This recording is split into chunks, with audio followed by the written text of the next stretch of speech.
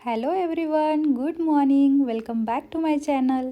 आज सकाळी ना मी सगळे कामं आटोपून घेतली कारण मला आज पुरणपोळी बनवायची होती.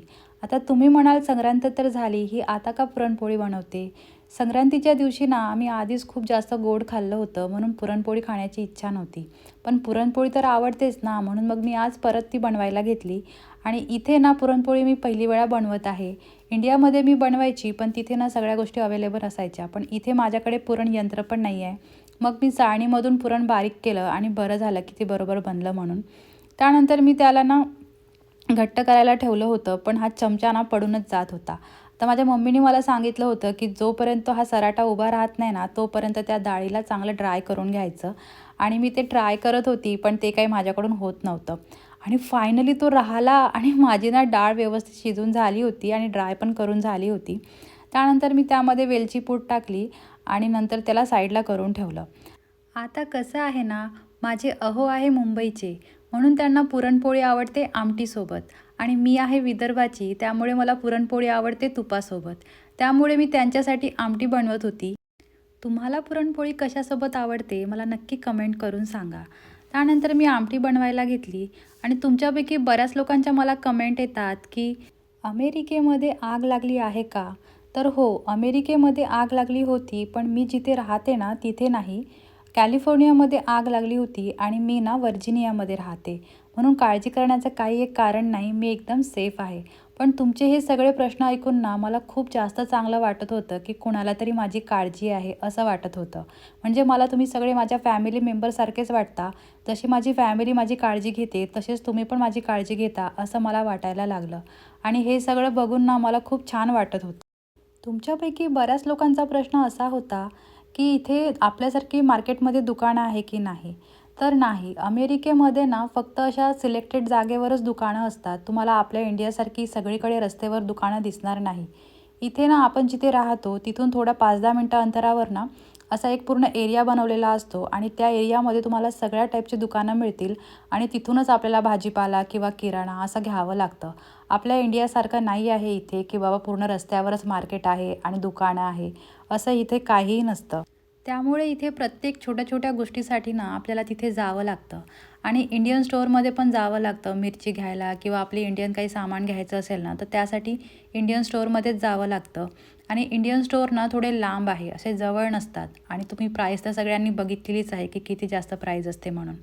त्यामुळे ना मला इथे एक सामान ना भरपूर जमा करायला वेळ लागतो. आणि असं वाटत आहे की सगळा टाईम आता त्यामध्येच जाणार आहे, सामान जमा करण्यामध्ये आणि जेवण बनवण्यामध्ये. खरंच इथे राहणं ना भरपूरच हार्ड आहे. हे मला वाटलं नव्हतं एवढं हार्ड असेल म्हणून, तेवढं हार्ड आहे इथे राहणं. त्यानंतर माझी आमटी बनवून तयार झाली होती आणि तरी पण वर आली होती. कोथिंबीर टाकली आणि छान गार्निश करून घेतलं. खूप सुंदर दिसत होती आमटी.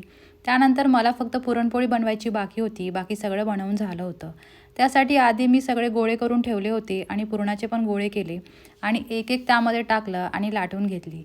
पुरणपोळी फाटण्याची मला खूप जास्त भीती वाटते, कारण याआधी ना मी कधी हे बनवलंच नव्हतं. घरामध्ये मी सगळ्यात लहान होती, त्यामुळे माझ्यापर्यंत हे सगळं बनवणं कधी आलंच नाही. आणि आता अमेरिकेत आल्यापासून ना माझे सगळे ट्राय चालू आहे आणि बरं झालं की ते सक्सेसफुल होत आहे. आणि मी सगळंच काही आता बनवायला शिकली. आधीच्यासारखं नाही आहे आता. म्हणजे मला असं वाटत आहे की मी खूप जास्तच जिम्मेदार झाली आहे आता आणि मला सगळं बनवता पण यायला लागलं आहे. कारण इथे दुसरा कुठला ऑप्शनच नाही आहे. आपल्या इंडियामध्ये कसं पुरणपोळी वगैरे विकत पण मिळते आणि आपण घरी पण बनवू शकतो. पण इथे तसं काही मिळत नाही. त्यामुळे एकतर तुम्ही बनवा किंवा खाऊच नका, हे 2च ऑप्शन आहे इथे. त्यामुळे मग मी आता सगळं घरी बनवायला शिकली आणि आता मला येतं सगळं बनवता. आणि आज तर मी चक्क पुरणपोळी बनवत होती आणि ती व्यवस्थित बनत पण होती. त्यानंतर मी सगळी पुरणपोळी लाटून घेतली आणि आता मला भीती वाटत होती की ही पुरणपोळी फुटायला तर नको. पण असं काही झालं नाही. आता बघूया की ही पुरणपोळी व्यवस्थित होते की नाही म्हणून. तुमच्यापैकी काही लोकांच्या कमेंट होत्या की आपण इंडियामधून सामान नाही नेऊ शकत का अमेरिकेमध्ये? तर आपण नेऊ शकतो, पण आपण सगळं सामान नेणं पॉसिबल नाही आहे. कारण सामान नेण्याची एक लिमिट असते. फ्लाईटमध्ये तुम्ही फक्त मोठ्या 2 बॅगमध्ये 46 केजी आणि छोट्या बॅगमध्ये 8 किलो सामान नेऊ शकता. आणि त्यापैकी काही गोष्टी तर बॅन पण असतात. त्यामुळे सगळं सामान नेणं अमेरिकेला पॉसिबल नाही आहे. म्हणून मी काही सिलेक्टेड गोष्टीच घेऊन आलेली आहे आणि आता मला इकडे आल्यानंतर सगळ्या गोष्टी नवीन विकत घ्याव्या. बाहेर कंट्रीमध्ये राहणं एवढं सोपी नाही आहे, ते आता मला माहीत पडायला लागलं. आता मला असं वाटतं की मी इंडियामध्ये कधी वापस येणार आणि कधी नाही. मला खूप जास्त इंडियाची आठवण येते, पण आता मजबुरीमुळे मला इथे राहावं लागतं. आणि त्यानंतर ना मी तूप पण लावून घेतलं आणि हे तूप ना मी घरीच बनवलं.